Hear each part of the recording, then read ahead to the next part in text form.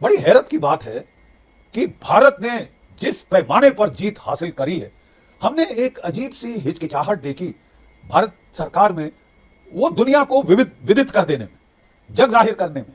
लगता था कि हमारी प्राथमिकता है कि युद्ध जल्द से जल्द खत्म हो जाए। इतने शानदार जीत, इतनी शानदार फतेह को ज्यादा टॉम टॉम ना करने के लिए जो हमारी मॉडेस्टी का स्केल था, वो कुछ जरूरत से ज्यादा ही था। इसी ये तो, और उसके फलस्वरूप हुआ क्या साहब कि जो पाकिस्तानी नैरेटिव था, पिट गए जमीन पे पाकिस्तान। इतनी बुरी शिकस्त शायद ही उसको सिवाय 71 के उसको मिली है, इतनी कॉम्प्रिहेंसिव था। लड़ाई तो जंग हम जीते हैं। शामिल भावलपुर का जैश ए मोहम्मद का हेडक्वार्टर, मुरीदके का लश्कर ए तैयबा का हेडक्वार्टर, सियालकोट में हिजबुल मुजाहिदीन का हेडक्वार्टर निस्तना भूत कर दिया गया। वो थी असली टारगेट।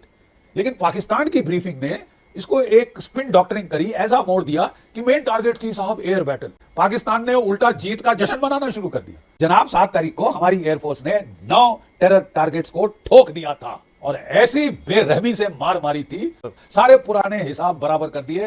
पहलगाम तो अलग, आपके 26/11 मुंबई के भी हिसाब बराबर कर दिए, पठानकोट का हिसाब, उड़ी का हिसाब, पुलवामा का हिसाब, सब हिसाब चुकता कर दिए वहां पे एक बार में। उससे पाकिस्तान ने नजर हटा दी दुनिया की।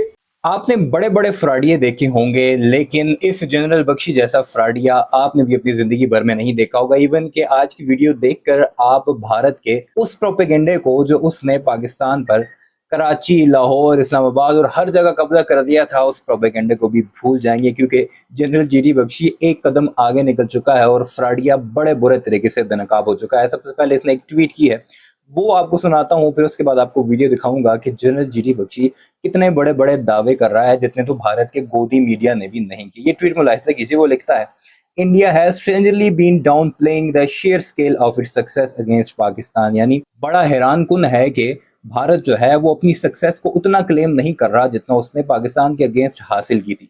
वो क्या लिखता है, it is now emerging slowly that success has been phenomenal. बड़ी फिनोमिनल सक्सेस थी हमारी, आहिस्ता सा पता लग रहा है। We destroyed 9 terror camps with 140 terrorists killed. 140 दहशतगर्द मारे हैं उन्होंने। Hit 11 पाकि air bases, 11 air bases, destroyed 4 radars, 4 radar तबाह किए हैं। Hit nuclear weapon storage sites in kirana hills, nuclear storage site को भी उन्होंने तबाह किया है। भारत की मिलिट्री इसको फेक कह रही है, भारत का गोदी मीडिया इवन कैसे फेक कह रहा है, लेकिन जीडी बख्शी साहब ने उसे भी हिट करवा दिया है। But hold your breath, Wing Commander खुशवाना has compiled Pak aircraft losses from एक मीडिया हाउस इसका नाम दे रहा है। क्या क्या जरा मुलाहिजा कीजिएगा। 8 unit F-16 block 58 ground and air, 8 F-16 जहाज गिराए हैं। 1 यूनिट साब 2000 एक एवेक्स गिराया है। 2 यूनिट्स मिराज, 2 मिराज तैयार है। 1 unit IL-78 refueller, 1 unit C-130 transport तैयारा भी गिराया इन्होंने। 1 unit HQ-9 Sam battery, HQ-9 जो डिफेंस सिस्टम है वो भी गिराया। 4 यूनिट्स रडार्स, 4 रडार्स हैं। 2 यूनिट्स AD कमांड पोस्ट, 2 हमारी कमांड पोस्ट उन्होंने खत्म कर दी हैं। Total 13 aircraft destroyed and some 50 PF personnel killed. 50 air force के पर्सनल जो हैं वो किल्ड हुए हैं, जबकि 13 एयरक्राफ्ट इन्होंने गिराए हैं। Total cost of aircraft equipment and infrastructure will be $5.129 billion. तकरीबन $5.25 बिलियन का इंफ्रास्ट्रक्चर तबाह किया है। And general Asim Munir has been promoted to field marshal, साथ उन्होंने बीच में फील्ड भी लिखा है। अब जरा इसके दावे आपको मैं सुनाता हूँ, कैसा झूठ अपनी वीडियो में इसने बोला है। दुनिया जो है वो कुछ और कह रही है, लेकिन हमारा चांद, हमारा जिगर गोशा जनरल बख्शी क्या कुछ कह रहा है, जरा वीडियो में मुलाहिजा कीजिए और कमेंट सेक्शन में अपनी राय का इज़हार इस बारे में जरूर कीजिए। जैसे जैसे दिन बीत रहे हैं, हर रोज भारत पाकिस्तान के 5वें युद्ध के बारे में बहुत जो है अहम डिटेल्स और रहस्य जो हैं वो उजागर होते जा रहे हैं, परत दर परत खुलकर सामने आते जा रहे हैं। बड़ी हैरत की बात है कि भारत ने जिस पैमाने पर जीत हासिल करी है, हमने एक अजीब सी हिचकिचाहट देखी भारत सरकार में, वो दुनिया को विदित कर देने में, जग जाहिर करने में। लगता था कि हमारी प्राथमिकता है कि युद्ध जल्द से जल्द खत्म हो जाए, जो कि हम समझ सकते हैं क्योंकि दोनों देश न्यूक्लियर पावर्स थे और उसमें से अनहोनी भी हो सकती थी। मतलब let's not pussy foot around it, अनहोनी भी हो सकती थी। इसलिए ये प्राथमिकता कुछ स्तर पर तो समझ आती है, लेकिन कि हम इतने मतलब हेजिटेंट थे, इतने शानदार जीत, इतनी शानदार फतेह को ज्यादा टॉम टॉम ना करने के लिए जो हमारी मॉडेस्टी का स्केल था, वो कुछ जरूरत से ज्यादा ही था। यू सी, ये तो, और उसके फलस्वरूप हुआ क्या साहब कि जो पाकिस्तानी नैरेटिव था, पिट गए जमीन पे पाकिस्तान। इतनी बुरी शिकस्त शायद ही उसको सिवाय 71 के उसको मिली है, इतनी कॉम्प्रिहेंसिव, इतने छोटे समय में इतनी बड़ी शिकस्त शायद ही पाकिस्तान को मिली। लेकिन हमारा रवैया था कि इसको ऑफ रैम्प दिया जाए, इसको ऑफ द हुक छोड़ दिया जाए, ताकि ये पाइप डाउन हो जाए, ताकि पाकिस्तान की झक बैठ जाए और चुपचाप कोने में चला जाए। यहां तक हमने मतलब किया कि पाकिस्तान ने उल्टा जीत का जश्न मनाना शुरू कर दिया। मतलब हम इतने शाही थे अपनी जीत का पैमाना दुनिया को बताने के लिए। लेकिन जीत का पैमाना इतना बड़ा है साहब कि शनै शनै हर रोज थोड़ा थोड़ा करके वो दुनिया के सामने उभर कर आ ही गया है। और अब तो किसी भी अकलमंद व्यक्ति के लिए उसको झुठलाना इम्पॉसिबल है। The scale of victory is so decisive, so great, कि अब तो जो पाश्चात्य के जो पत्रकार बंधु थे हमारे, जो कि पहले एक हफ्ता उन्होंने केवल और केवल पाकिस्तान की का राग अलापा, पाकिस्तान के नैरेटिव को प्राथमिकता दी, हर वॉशिंगटन पोस्ट और न्यूयॉर्क टाइम्स इत्यादि इत्यादि, यूरोप में सब जगह केवल हमें पाकिस्तान का नैरेटिव मिल रहा था। लड़ाई तो जंग हम जीते हैं। तो ये पहले एक हफ्ते पाकिस्तान नैरेटिव की लड़ाई कैसे जीत गया? मतलब how was the Pakistani narrative allowed to prevail for at least 5-6 days, maximum एक वीक? इसमें थोड़ा इसकी तह तक जाना, परत तक जाना, खोलना बहुत अनिवार्य है।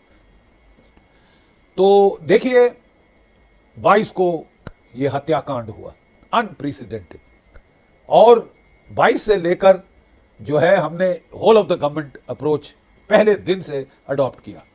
डिप्लोमेटिक प्रेशर उसी रात अनाउंस कर दिया गया। डिप्लोमेटिक प्रेशर जैसे ही प्रधानमंत्री जी वापस आए तो, और सऊदी अरेबिया से वापस आकर उसी रात अनाउंसमेंट हुई। Diplomatic pressure, स्लू of diplomatic measures announce कर दिया गया। फिर economic warfare pressure unprecedented, Indus water treaty को एब्रोगेशन में डाल दिया गया, जो कि पहले कभी नहीं हुआ था।